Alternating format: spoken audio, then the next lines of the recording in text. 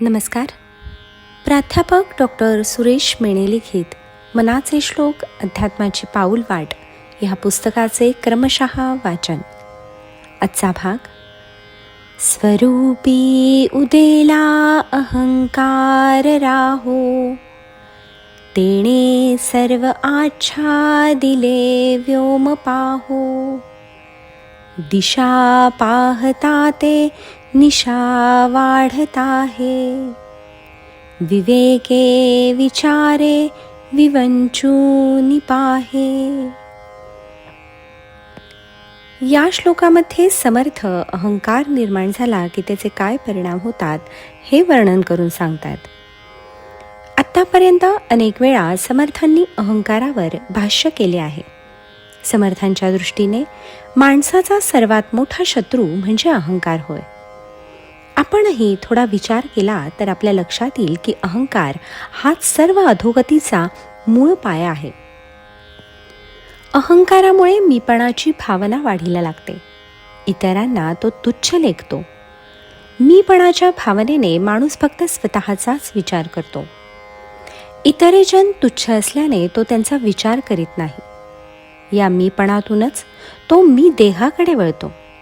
देहाचे सुख म्हणजे आपले सुख व देहाचे दुःख म्हणजे आपले दुःख असे तो मानतो. या मी देहीपणामुळे त्याची सारी धडपड देहसुखासाठी होते. त्याची देहाबद्दलची आसक्ती वाढते. त्यातूनच त्याची प्रपंचाबद्दलचीही आसक्ती वाढते. प्रपंचापलीकडे अजून काही आहे हे त्याच्या लक्षात येतच नाही. त्याची बुद्धी देहबुद्धी होते.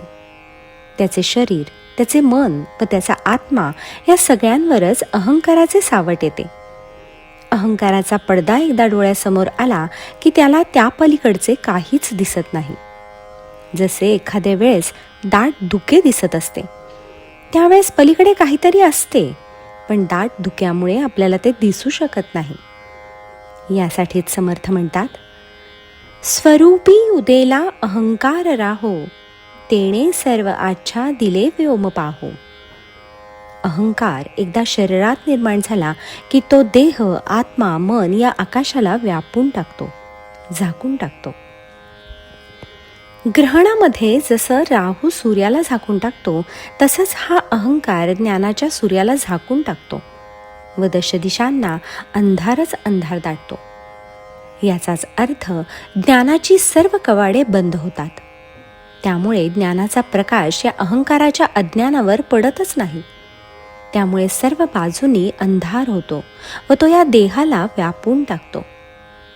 समर्थ म्हणतात, दिशा पाहता ते निशा वाढत आहे.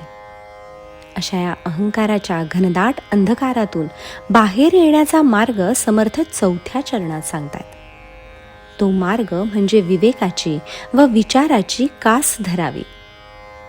अहंकार हा अविचारातून जन्माला येतो व त्यातून सत्सद विवेक बुद्धीला सोड चिठ्ठी मिळते. म्हणूनच अहंकार घालवायचा असेल तर विचारांची कास धरली पाहिजे की जेणेकरून आपली सत्सद विवेक बुद्धी पुन्हा जागृत होईल व मी देहीपणाकडून त्याची वाटचाल विदेहीपणाकडे होईल. देहबुद्धी तो टाकून देईल व आत्मबुद्धीकडे तो वळेल. परमेश्वराच्या प्राप्तीची व त्यायोगे मुक्तीची त्याला ओढ लागेल व अहंकाराचे धुके ओलांडून तो त्या पलीकडे असलेल्या भगवंताचे दर्शन घेऊ शकेल. जय जय रघुवीर समर्थ.